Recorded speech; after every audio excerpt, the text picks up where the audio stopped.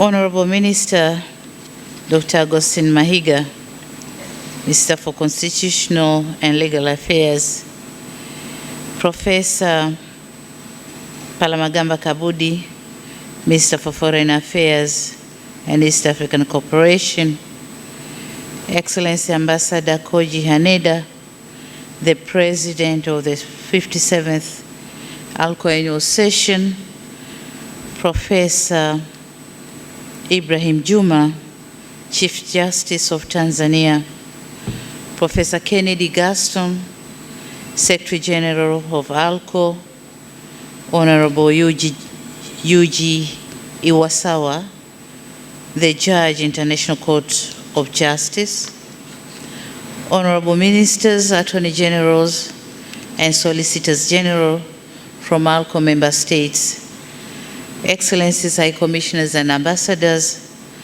Permanent and Deputy Permanent Secretaries, Heads of Delegation of AALCO member states, representatives of non-member states, heads of international organizations here present, representatives of observer states, government officials of AALCO member states, members of the press, distinguished guests, ladies and gentlemen, good morning. Assalamu alaikum. Habari ya asubuhi. Brothers and sisters, it is so difficult speaking after the great diplomat and historian has spoken. So mine is a political statement, and here it goes. It is indeed my honor and privilege, on behalf of His Excellency Dr. John Pombe Magufuli, the President of the United Republic of Tanzania, to be the guest of honor at this auspicious occasion of official opening the 58th session of the Asian African Legal Consultative Organization. On behalf of the government and the people of the United Republic of Tanzania, it is my pleasure to join the previous speakers in welcoming you all to Tanzania, and particularly to this conference. As we take our places in this conference, ready for discussion, let me remind every one of us here to begin all our work in the name of God, for the solution of all our problems is a spiritual one. And having said our prayers, allow me now to congratulate the Secretary General of the organization, Professor Kennedy Gaston, for his continued service to the organization, to which he has played a major role in facilitating cooperation among the Asian and African countries in the development of international law.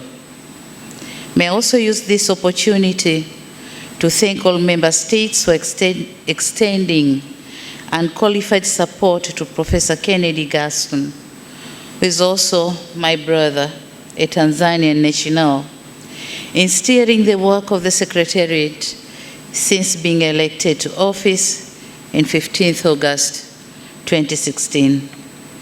It has been a great honor to him personally, and to our country, Tanzania in particular.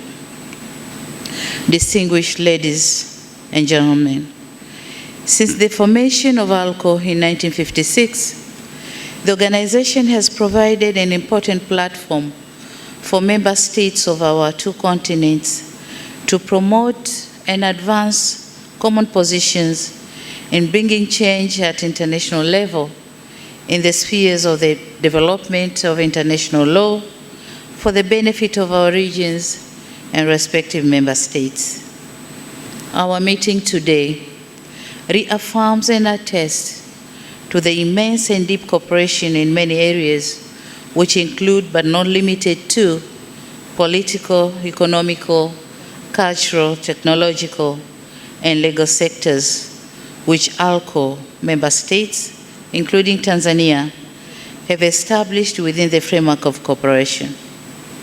It is on this premise we are meeting today to review our cooperation and further spearhead the role of developing international law in the world.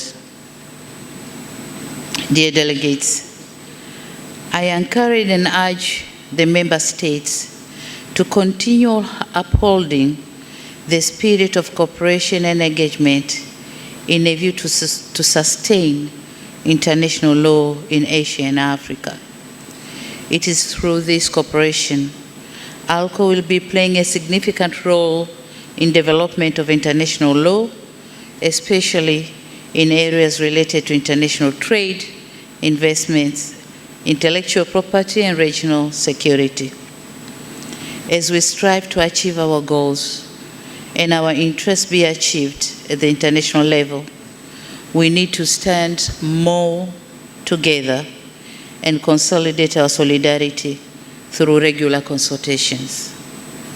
Over the years, the United Republic of Tanzania has always been committed to supporting the work of AALCO in upholding the development of international law. We have always lived in peace with our neighbors, and we have played a great role in steering and championing for peace in the Great Lakes region. Having learned from the experience of several Asian countries, the Bandung spirit and the non-aligned movement, Tanzania played a leading role in the political liberation of Southern Africa. Throughout, we had a strong belief that where there is rule of law, there is stability. And where there is stability, there is growth and development.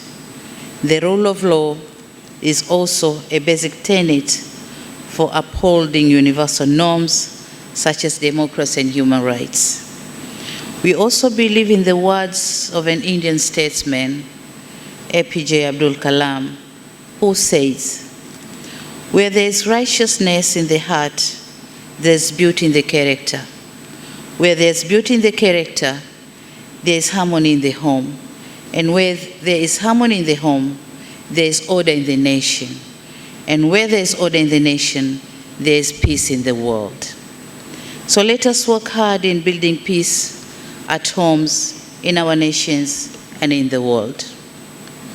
Distinguished delegates, Tanzania as a developing country plays a big role to the work of AALCO in striving to achieve maintenance and settlement of international peace and security. We have been in the forefront in peace building in the Great Lakes region and peacekeeping in different missions in the region and beyond. Today, we have our peacekeeping forces in Congo, Democratic Republic, Darfur, Sudan, and Lebanon. On the same vein, Tanzania continues to be the home of many refugees. This also illustrates Tanzania's commitment to international humanitarian law and human rights law. Further, in supporting the work of the organization, Tanzania has undertaken various ways in ratifying international treaties against terrorism and international organized crimes, such as human trafficking and money laundering. In this regard, we have taken stringent measures, and the culprits have been brought to justice. While this meeting is conducted, our government is engaged in a serious war of combating corruption in all its manifestations and economic sabotage through well-established legal instruments. My dear brothers and sisters, today we witness the fueling of civil wars in the developing countries, mainly triggered by self-interest of other states to exploit resources. It is upon us, through this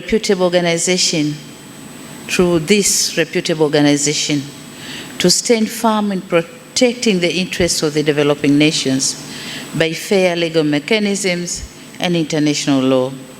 We need to strive to ensure that there are well-established regional and global institutions that are founded on fairness and respect for national sovereignty to protect our respective national interests. It is in this context and through this platform that Tanzania calls upon states which have imposed sanctions against Zimbabwe to lift them. Zimbabwe, as a sovereign state, has the right to determine and exercise its power and freedom as enshrined under Article 2, subsection 4 of the UN Charter.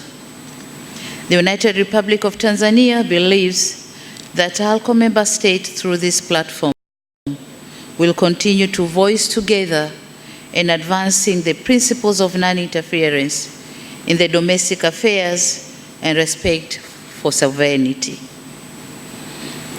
On the development of international law, more specifically the development of the law of the sea, Tanzania supports the ongoing negotiations in New York in order to have the United Nations Convention on the Law of the Sea, on the conservation and sustainable use of marine biological diversity of areas beyond national jurisdiction.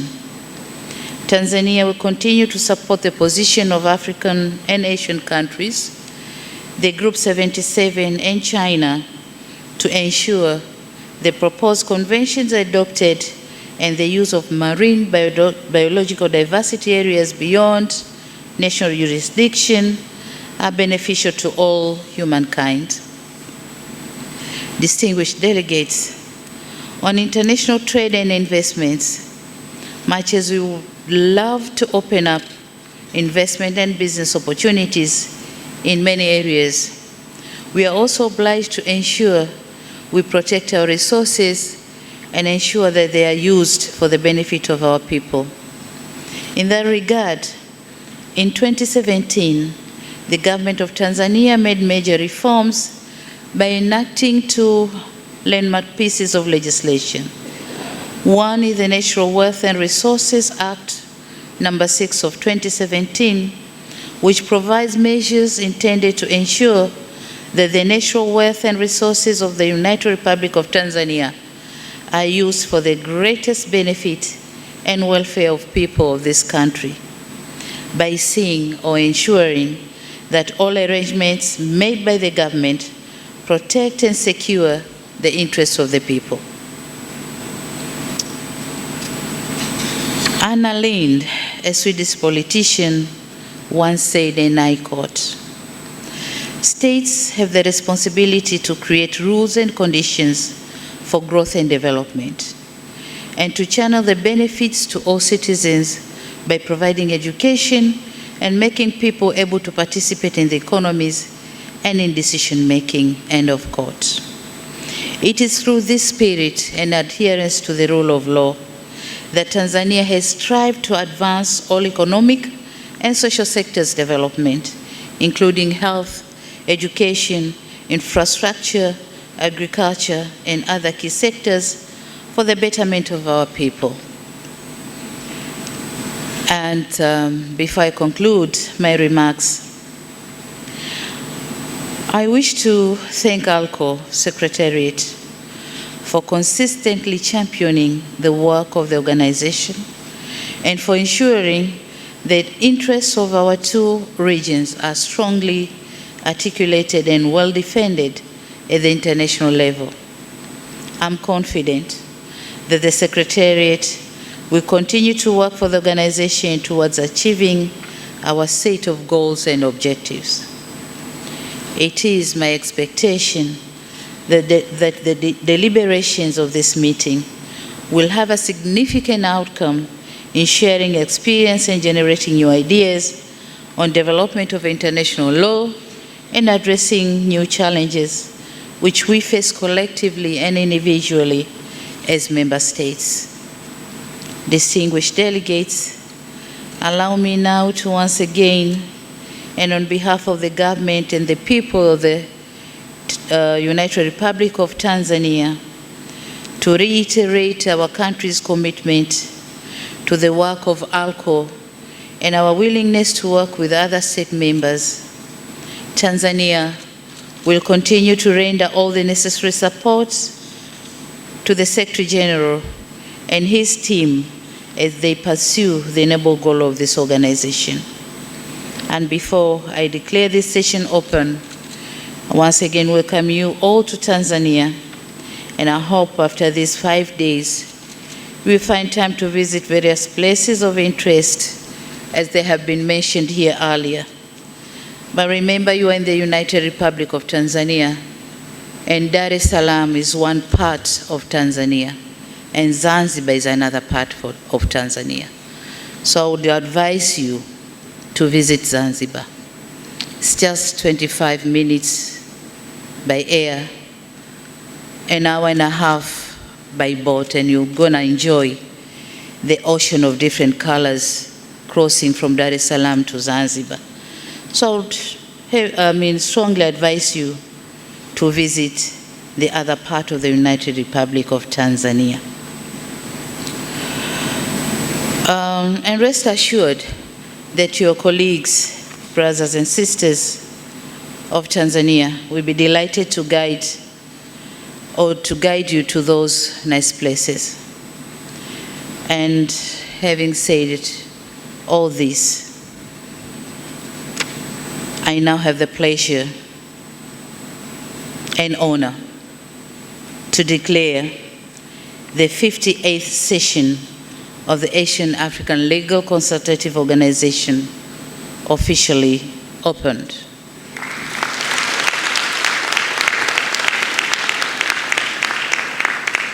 Thank you for your kind attention. Asanteni sana kunisikiliza. Karibuni Tanzania. Wish you fruitful deliberations. Thank you.